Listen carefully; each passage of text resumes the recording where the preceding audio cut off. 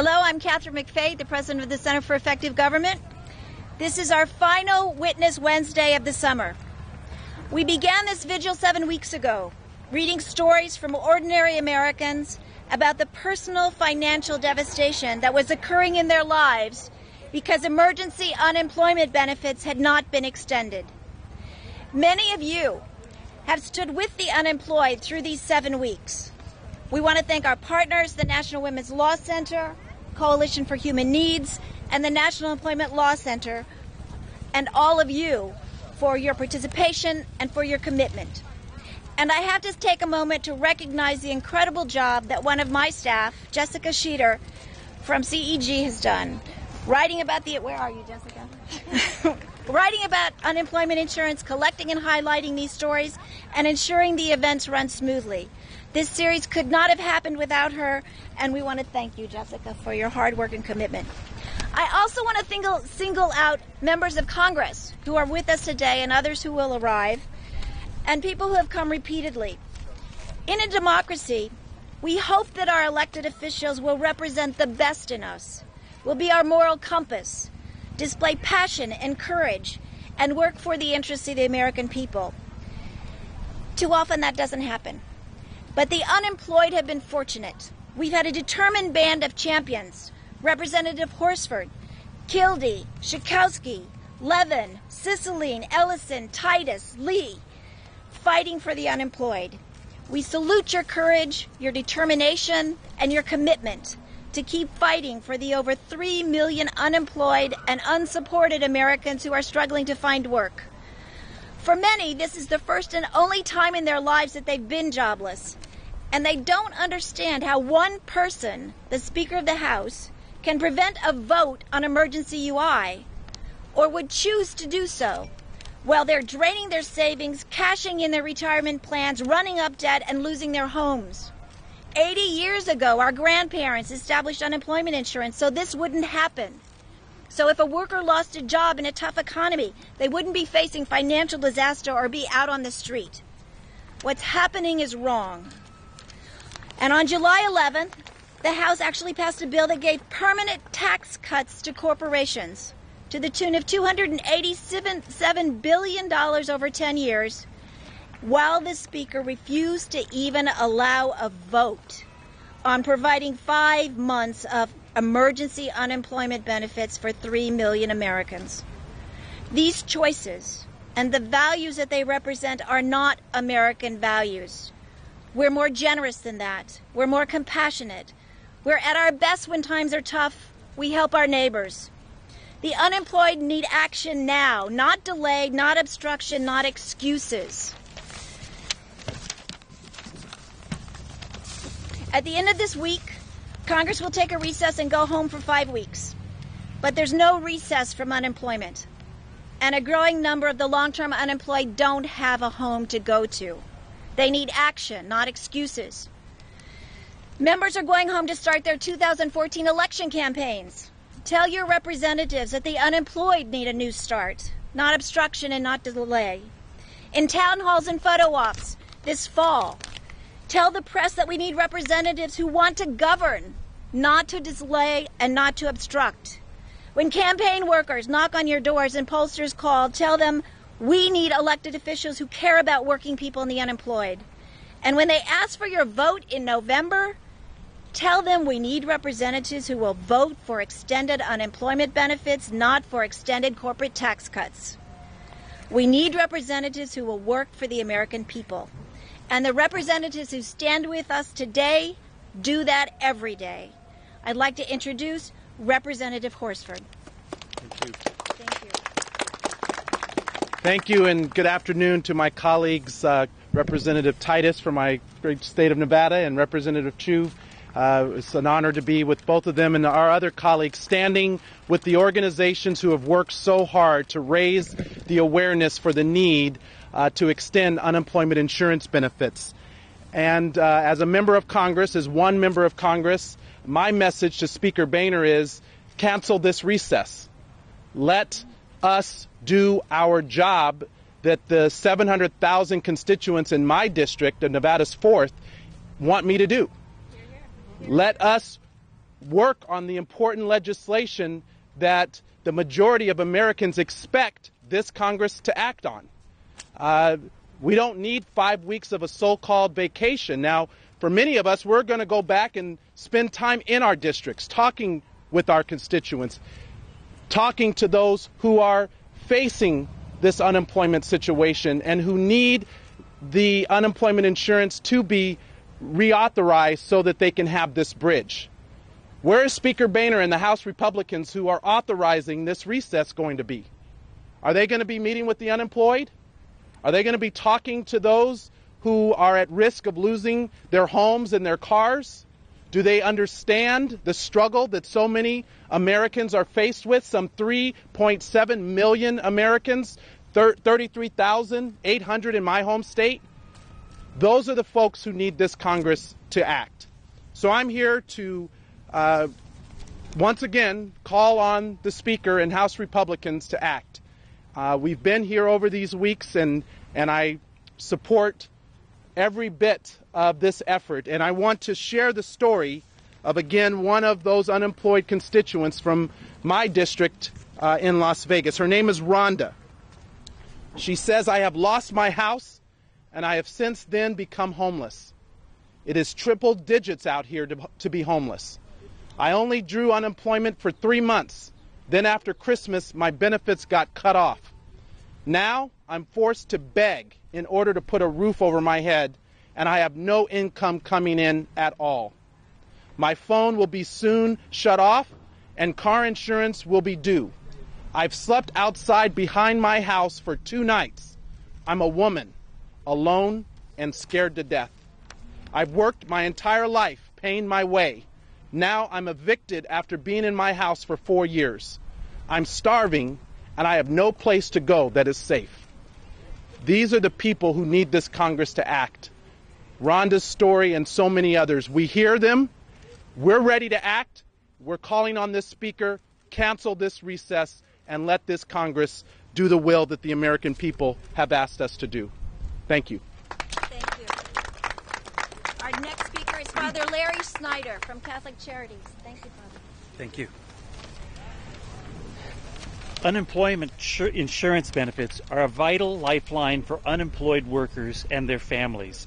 It is the difference between continuing to have housing and also having enough food to eat. This is especially true for children and even some veterans.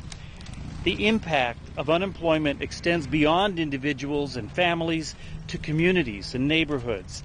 Extended unemployment and poverty go hand in hand. This benefit is an investment to keep our children, families, and communities healthy. I'm happy today to be the voice for Natasha in Hillsboro, Oregon. She writes, "I received my 26th week of regular unemployment benefits last week. Today, I have no idea what I am going to do as I live paycheck to paycheck. Today, there is no check. I can't buy milk today, and we are running out of everyday necessities. I have sent out more resumes, but I have not been hired. I do not know how I will pay my rent on the first of the month. My 16-year-old son thinks he should quit school to help us from ending up on the streets. I pray the good Lord lets you hear what we are going through, as this is an emergency. We hear you, Natasha. We stand with you." Representative Sandra Levin. Shall we switch the title? Come on. Representative Titus, do you want? I'd always defer to you. Well, thank you very much. And I thank my colleagues, the organizations, and all of you for being with us once again to send out the word that we stand with the people who are unemployed and need our help. You know, it's interesting, over the past 7 weeks that we've been having Witness Wednesday, we've been doing other things too. We have protested on the steps, we have introduced legislation, we have signed discharge petitions, we have fasted on the mall, all to try to prompt or shame the Republicans into taking action. But the Republicans seem to be shameless. It's sin vergüenza, as we say in Spanish. They just have no shame. They just don't seem to care. They don't care that people are homeless. They don't care that people can't put food on the table. They can't take care of their children. They can't stay in their homes. They can't pay the car payment, all while trying to find a job and to just get a little bit of help with unemployment. So we're going to keep this Witness Wednesday going to try to get that message. I agree with my colleague Stephen Horsford. When I go home, if we haven't done the job, we need to get this done. I'll share this story from Jennifer, who lives in my district. It's similar to the other stories that you hear, and if it doesn't tug at your heartstrings, then you are shameless. I'm 37 years old. I was a stay-at-home mom for 3 years, and because of this gap in my resume, I've had a huge problem. I do have a great resume. I have more than 10 years of experience working for major financial firms, such as Merrill Lynch and Bear Stearns. I usually even get called for interviews, but never get chosen. I live in Vegas, where we have the second highest unemployment rate in the nation, and I'm a single mom to a 4-year-old little boy. We are currently on food stamps, and it's just enough for him to eat 3 meals while I eat 1. We are using a borrowed car as transportation. I can't afford to fix my old one or re-register it. We live in a rented house from a friend of a friend who has been very lenient on our late payments, thank goodness. I am at my wit's end. Thank you for listening to our stories. Well, we are listening, Jennifer. We hear you, and we stand with you. Thank you. Representative Chu. I stand here today in solidarity with my colleagues to call attention to the plight of millions of American families. Across the country, men, women, and children are caught in the crosshairs of our do-nothing Republican Congress. This includes men like Phil from California, whose stories I would like to read. With my wife working at Walmart, even at a manager position, making $8.90 an hour, and my unemployment stopping, we could not afford to move into a new house. Our previous landlord decided to sell the house on March 1st, but we couldn't afford to move. We had to move in with my mother, myself, my wife, and my 2 boys, ages 17 and 16, and my daughter, age 11, moved into 1 room. I've been looking for work online, but we only have 1 car, so it's hard to drive place to place. I put an average of 2 applications per day or 10 per week. It's very frustrating, to say the least. I'm just looking for warehouse work. Even though my resume has supervisor and warehouse manager experience, I'm only looking for forklift warehouse work. I need my unemployment for my kids and my sanity. Well, Phil is not alone. In fact, 3.3 million Americans have lost their emergency benefits and struggle every day to make ends meet. It does not have to be this way, and it should not have to be this way. If Republicans join Democrats to solve this issue, it would not be this way. It's time to build an economy that leaves no one behind and ensures that all Americans have the right to succeed. Maggie Priebe, Working America.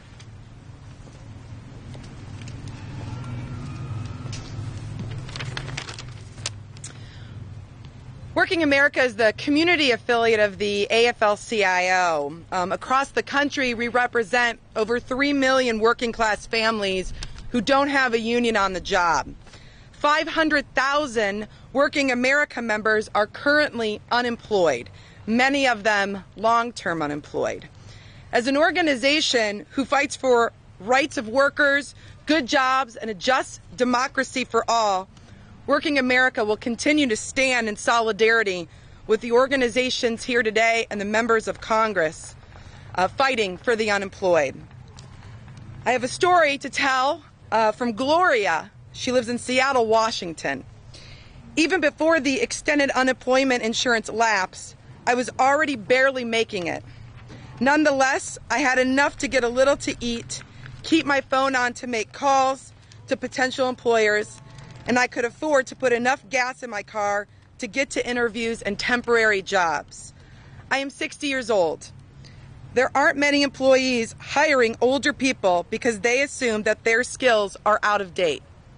At this time, I have lost my residence, car, cell phone, and even if the government decides to pass the extended benefits, I don't know how I'm going to financially recover.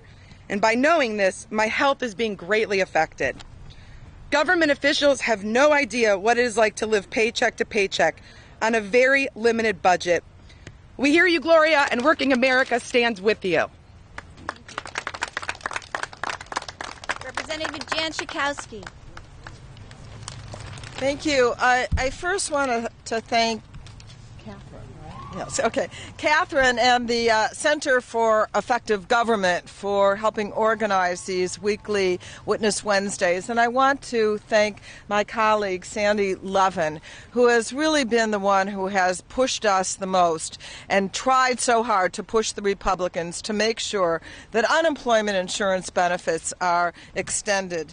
As of this week, more than 3.5 million people, with another one added every 8 seconds, does not have unemployment insurance benefits. These are real Americans that we are trying and have been trying to put a face on by reading their stories. These heartbreaking stories. It really makes you wonder what is going to move these members of the majority Republican Party to actually act on their behalf. We're going to be leaving for over a month, and we're still begging that in these last few hours that we get a bill passed to extend these unemployment insurance benefits. But regardless, we're going to keep fighting for people like Gita from my district in Chicago. Since I've lost my benefits, my debt has been increasing. My unemployment insurance benefit only ever paid for my rent and a few bills. It has in no way ever covered my basic expenses. I've been trying to re-enter the workforce, but I have had little luck. Interview after interview, I get my hopes up without any success. Positions are very limited and hiring is being put on hold. Even though the economy has been steadily improving, the jobs are still missing. While the corporations make record profits, productive employees are still being laid off. Where are the jobs? Give us a fighting chance to find employment. Those of you who have been here every week hear similar stories from people over and over again about their hardships. My husband and I this week are living on a minimum wage budget. These are people who don't even have a minimum wage budget to live on. We have to do something for Gita. We hear you and we stand with you. Thank you. Representative Sandy Levin. Well, I won't say that I'm glad to join my colleagues and all of you who have been working so hard, because we really leave here tomorrow with a deep sense of sadness. We're leaving here with the Republicans leaving 3.5 million people in the lurch.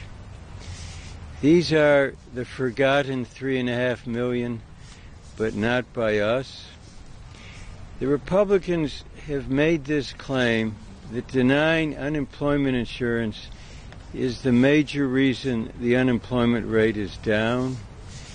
That is a crass falsehood. It's a falsehood. So I'm going to read this letter quickly from Josephine in St. Clair Shores and just comment very quickly as I go along. At age 60, I should be looking forward to retirement. Instead, I'm currently unemployed with no hope in sight of becoming gainfully employed. So many of the people of the 3.5 million are in their 40s, 50s, and 60s, and they're subject to discrimination. I've applied to so many jobs. I've taken their assessment tests. I've answered a zillion questions for jobs with companies like Costco and Home Depot, yet still no one is calling to hire me. The unemployed have been looking for work, and they've applied like Josephine. As a result of my not getting hired, I'm now 2 months behind on my mortgage payments. I'm sending the utility companies partial payments. I'm just sitting at home waiting for the axe to fall. I dread getting out of bed in the morning because I know what's in store for me. Looking for a job is a full-time job in itself.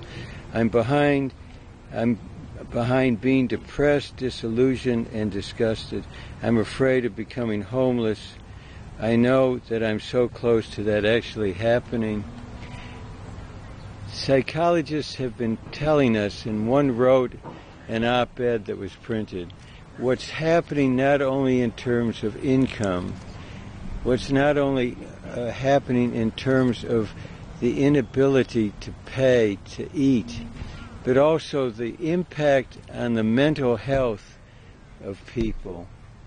And yet Republicans in this House seem to act as if they've never met someone who is out of work. At times they act as if they've never met anybody who needed health care. And I think they're acting like they've never met someone who's depressed. At least with unemployment coming in, I was able to sustain some semblance of normalcy, but now that has been taken away. So those who have refused to let us have a vote have taken away so much from not only the 3.5 million, from their families, and really from this nation. This is a better nation than the actions of House Republicans. They know if they let the bill come up, we would have passed it. There has been a complete blockade by Speaker Boehner. He said, pay for it. The Senate paid for it. He said, we want a jobs program. Well, a transportation bill was passed, and it's still coming up, but the Republicans refused to link it to that. They've been willing to link this to nothing. So I guess we're going to leave here, but with no less determination, with a deep sense of sadness. It should not have happened in this country.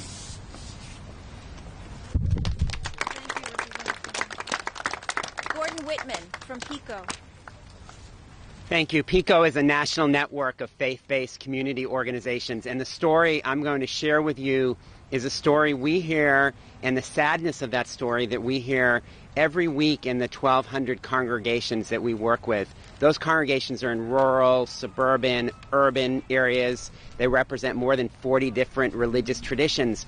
What they share in common is that we worship a God who loves all people, a God who abhors needless suffering, a God who requires us to act as a community and protect those in need.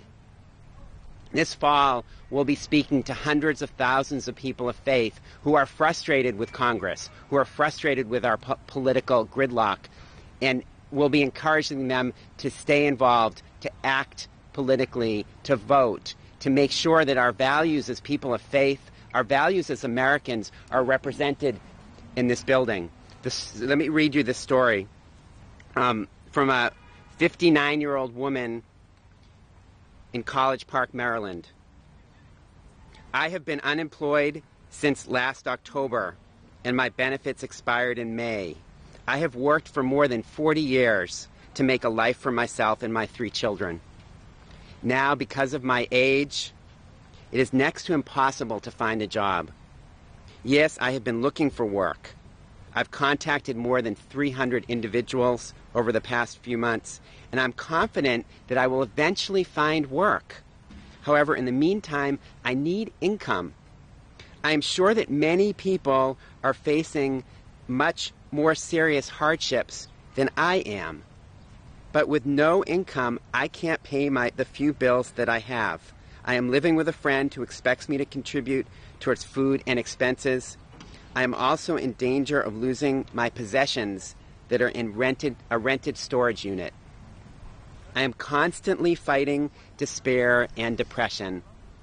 I'm trying my best not to get discouraged, but it's getting harder with every non-response to my job search efforts. Please renew unemployment compensation right away and stop playing games. Come together for the good of the people. We are here standing with you. Thank you. Judy Conti, one of our co-sponsors, National Employment Law Center. Good afternoon, everybody. Thank you for coming, and thank you especially to the Center on Effective Government and everybody who's been standing here with the unemployed workers week after week after week. At NELP, we believe so strongly in the dignity of work. It is that which allows adults to support themselves, to support their families, to order their days, to feel good about themselves. And we know the psychological toll that long periods of unemployment take on a person's soul and their well-being. And it's programs like unemployment insurance that help keep people in the game, help keep them feeling like they can support themselves, they can make it through. As Father Larry and as Gordon will tell you, every major faith tradition talks about the dignity of work because it is such an essential part of an adult's life. And our laws are supposed to honor that as well. It's why we set up an emergency unemployment compensation program in the first place, because those who are unemployed through no fault of their own should not be robbed of their dignity nor their ability to support themselves. So I'm very proud to stand here today and read a story from Paulette, who hails from Georgia. And Georgia is a significant state because its legislature has waged its own kind of war against the unemployed. Among other things, it cut its program from 26 weeks of unemployment insurance to only 16. So not only does Paulette not have a federal program to rely on, but she also has 2.5 months less of unemployment insurance than people in the majority, the vast majority of all other states. She writes that my unemployment benefits ran out 6 weeks ago. I was laid off my job in a public school system back in December. I literally do not know what's going to happen to me this next month. My electricity will be shut off for lack of payment. My car insurance has expired, and I ask, how do you look for a job when you don't have a car and you're not in a major metropolitan area? My phone number is only good for another few days. I've applied for any and every job opening I come across, but I'm unable to find work. I have a master's degree, and no one will hire me to even clean a hotel room or work at a fast food joint. How could I have worked and paid taxes this past 40 years in America, but now I am unable to get help from my government? We hear you, Paulette, and we're all here with you today, standing with you and bearing witness to your stories and the stories of so many others. Thank you. Thank you very much. First, let me thank Congressman Horsford for hosting this week's Witness Wednesday, and to all of my colleagues, Congressman Levin, especially for your tremendous leadership. This is really an unfortunate Wednesday again. It is a day where we remind the country that there are so many people now, 3.3 million people, struggling, trying to figure out how they're going to just make it through the day. Really, unemployment insurance is a bridge over troubled waters. People actually pay into this, and they expect, when they need this bridge over troubled waters, for it to be there. It's hard to believe that the Republicans are denying this bridge to people who deserve it, people who are now living on the edge, oftentimes in cars because they can't pay their rent. But bottom line is, people want jobs. They want to get back to work. And that's what we need to be about doing, rather than filing lawsuits, bringing up legislation to invest in job creation. Let me just read a story now from Jeffrey, who's one of my constituents who lives in Oakland with his 2-year-old and his 5-year-old. Both are boys, both are his sons. He's a single father, a combat veteran, mind you, and he needs Congress to act to renew UI. He said, I was left without a job when my estimated time of separation date came around, and there was not enough quota in the Army to keep me. As a result, my wife left me to raise a 2-year-old and a 5-year-old alone. To them, their superhero has died. Someone who gave them everything is now struggling to provide food on the table. When I go into for an interview, as soon as they see that I am a combat vet, all bets are out of the window. All I ask for is a something for my kids. Santa is already dead to them. Please resurrect their Superman. Now, this is a combat vet, mind you, who went to war, who served this country, who now is pleading for us to pass unemployment compensation. As I said earlier, and as everyone has said, we have 3.3 million people who are dependent on us. Too many families are struggling to make ends meet. Too many families are living on the edge.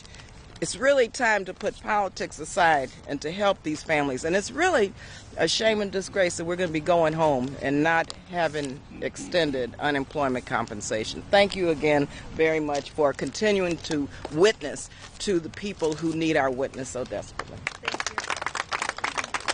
Amanda Devecka-Rinear, National People's Action. I am really honored and grateful to be here with everyone this Witness Wednesday. I'm with National People's Action, and this is our 42nd year fighting for an economy that works for all of us, not just Wall Street and the super wealthy. These stories are the stories of our members across the country. They're the stories of our families. Like the story I'm going to read from Ohio, from Karen in Canton, Ohio. My own mother, who was 60 at the time, was laid off after working at a public college for years. And 2 years of unemployment insurance helped our family get through until she was able to find part-time work. And she's doing okay. Thank God for Social Security. Thank God for that unemployment insurance that got her through. And so I'm just going to read Karen's story from Canton, Ohio. My unemployment benefits ran out April 12, 2014. I had saved money from my income tax return because I knew harder times would hit. I kept up with my rent, utilities, car insurance, cable and internet while looking for work, as well as my prepaid cell phone. These are all things you need to get a job in Canton, Ohio, right? I am 58 years old and a single mother of 3 grown children who have left home. I managed to make it to the second week of June before I slowly depleted the rest of my savings. I had to apply for welfare to get food stamps, and I finally got a Medicaid card. I have had no income for the month of July, and all my bills are due. I am facing eviction, and pretty soon my cable and internet will be cut off, as well as my cell phone. I am a woman of faith, but my faith is being tested. I have nowhere to get help, nor do I have anyone I can live with. Please extend the unemployment extension so we can take care of basic needs. We want to work, but how can we look for work without money, gas, a car, and car insurance? Please help us all. We want to work, and we need this critical lifeline to help us find work. Well, Karen, I agree with you. I hear you, and all of us know the difference between right and wrong. What's happening right now for our unemployed Americans is wrong, and we're standing with you. Thank you. Our next speaker is Emily Wales from National Women's Law Center. At the National Women's Law Center, we know that long-term unemployment is an ongoing crisis for women and for men and for their children. Typically, women earn less when they are employed, and they have a far greater likelihood of being single parents, which makes them more, and their children, more economically vulnerable when they lose income from work or from very modest unemployment insurance benefits. I'm here today to read Kathy's story from Georgia. I was unemployed for over 3 years and finally got a job in 2012, but I am now again unemployed. I'm in my 50s with a master's degree. I am not married, and I have 1 month of rent left in the bank. I don't know what I will do if the money runs out. I could wallpaper my residence with the number of resumes and applications I have submitted. The people voting in Washington have no idea what it feels like and what they're doing to the confidence of Americans like me. To those who say that we don't want to work, give me your job. You can sit and watch your bank account dwindle. Please, vote now to extend unemployment benefits. Kathy, we hear you today, and we're standing with you. Thank you. Our next reader is Debbie Weinstein. Hi, I represent the Coalition on Human Needs. We are service providers, faith leaders, people like Father Larry, who is the full package, labor, low-income advocates all over the nation. We stand here stunned that we could be at this place and this time and no action has yet been taken because of the intransigence of the House leadership. So let me read you Tabitha's story from Willis, Texas. You won't mistake my accent for Texas, but she's a grandma and so am I. She's a lot younger than I am, though. I lost my job last year when the company I worked for was sold and operations relocated. I have been unable to find another position since then, and I lost my unemployment in December. I do 26 weeks state unemployment, 4 weeks of extended benefits. It was horrible that immediately following Christmas, our benefits were cut off.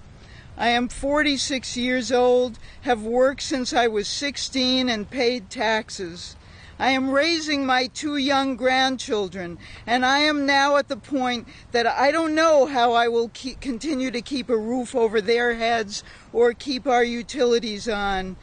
It is doubly hurtful and maddening that while so many millions of Americans are going through such hardships, Congress repeatedly spends billions of our tax dollars on corporate tax cuts. Well, there are about 2.7 million grandparents in this country primarily responsible for raising their grandkids. They are stepping up to make sure their grandchildren are safe and can get what they need. But helping them is not a priority for Speaker Boehner and his majority. And Tabitha is right. The House leadership has sent hundreds of billions of tax breaks for corporations sailing through the House, paid for with borrowed money. And some, like bonus depreciation, do the economy no good at all. Speaker Boehner is too blind to see that keeping Tabitha and her grandkids in their home is a far better investment in their future and ours. Tabitha and your grandchildren, we hear you, we stand with you, and we will be back in September.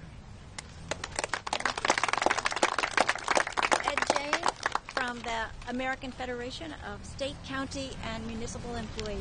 Thank you, Katherine. It's a pleasure to be here with all of my friends and colleagues, but it's a terrible outrage and injustice that we are here over this issue, that extended unemployment benefits have been allowed to lapse and have not been extended as they should be.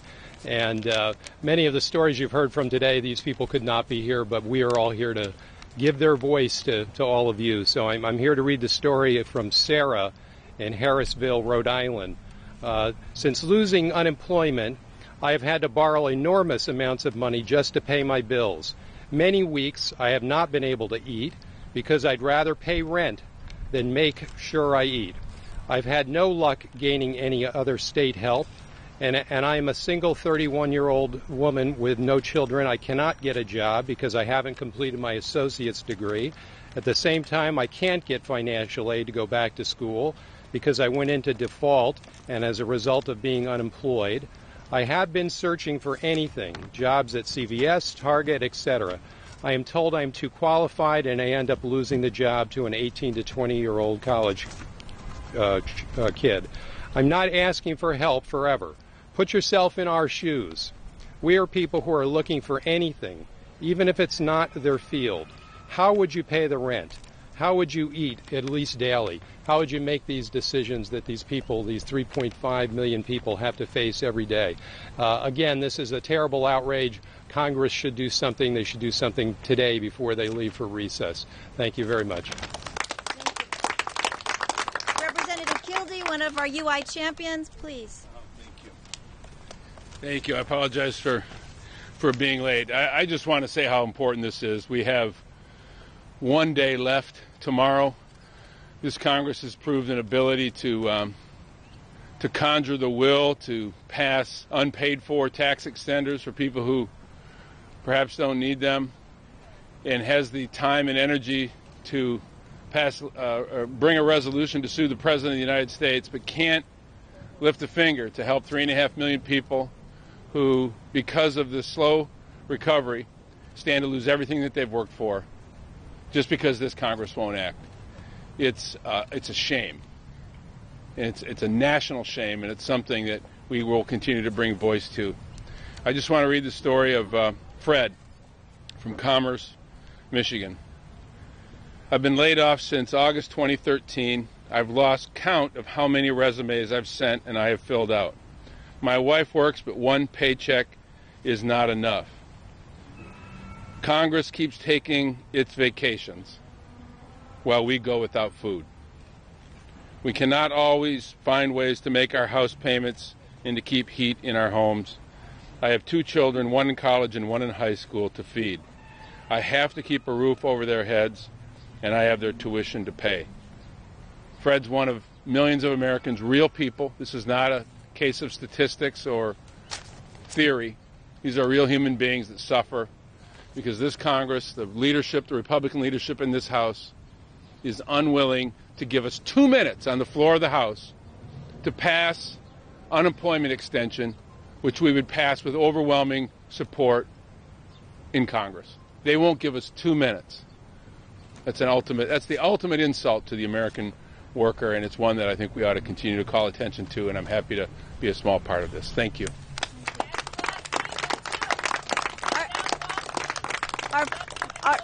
Our final reader is Jessica Schieder from Center for Effective Government, and then Representative Horsford will close us out. Over the course of the last 7 weeks, we've shared just over 80 stories from unemployed folks across the country.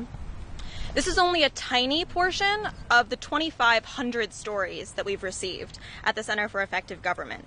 And our collection, even in total, accounts for only a minuscule percentage of the more than 3 million Americans who've been cut off from emergency unemployment compensation. Not to mention, of course, their families, their friends, and loved ones who have had to watch them suffer. In case you've wondered who's received all of these stories and who sorts them, that person is me.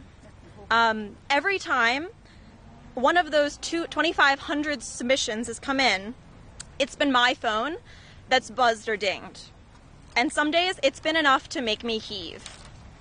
But it's the faces behind these stories, the people for whom we're advocating, who've kept the Center for Effective Government and our amazing partners, as well as our fellow advocates and our heroes here on the Hill, dedicated to working on behalf of those down on their luck. Without one such face, Deborah from Austin, Texas, we might never have started collecting these stories to begin with. Today I'm going to share Deborah's story. And Deborah, since I'm pretty sure you're watching, I apologize, this is an abridged version. I come from generations of hardworking Americans. The words can't and impossible were not words we used. I've always been a single mom. I actually started my first business as a way to stay at home with my son. When he began school, I actually stayed to finish my degree. She, by the way, Deborah, has become a huge advocate in her own right for unemployment benefits. On that drive home the morning I got fired, I stopped at every business I saw to apply or ask if they were hiring. By the end of the day, I knew something had definitely changed in the jobs market, and I filed for the first time for unemployment. I have tried everything to find a job without any luck. The advice I have been given was to simply take the dates off of my resume so potential employers couldn't tell my age. Well, since June, I've had only 2 interviews and no job offers. Since my EUC money ran out, I've had to use up all of my savings, tax return money, and borrow from my family for my son and I to survive. There is no money left, and I will lose everything I've worked hard for 30 years.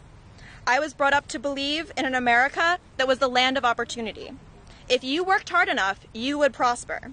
I have worked hard enough, and I am not prospering but merely surviving.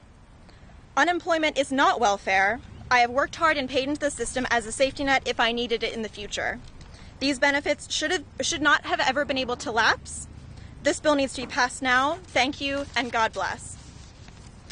Well, thank you to Deborah, and thank you to our lovely partners, the Coalition on Human Needs, the National Employment Law Project, the National Women's Law Center, and the many labor folks, faith leaders, and leaders here on the Hill who stand behind me.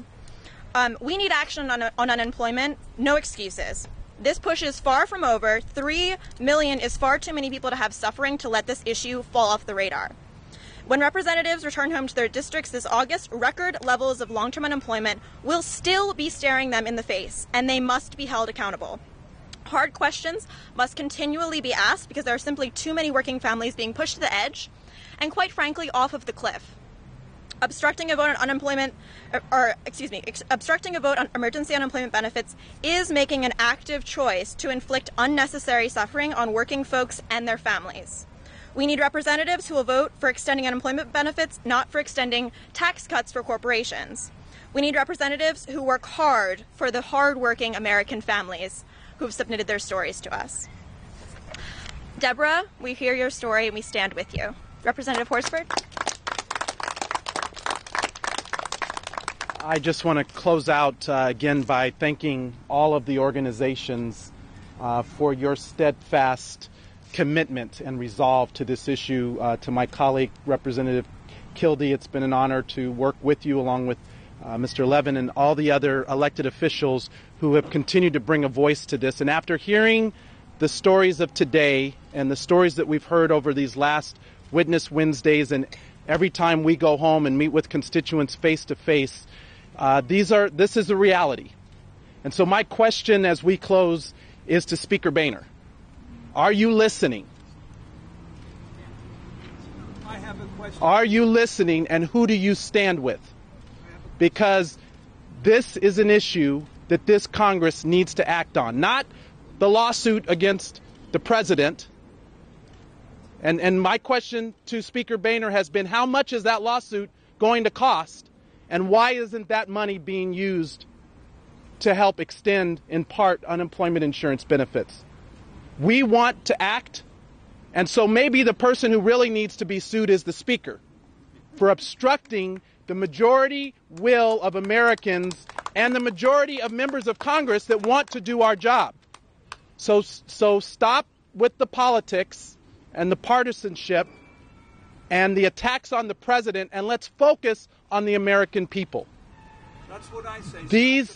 These individuals who are here and the organizations that they represent are representative of so many Americans who, as has been said, want to reflect the values of our country. And one thing we do not do is leave our neighbors behind. And so unemployment insurance is important. We hear our constituents and these stories, and we stand with them and will continue to stand with them until this Congress acts. Thank you very much.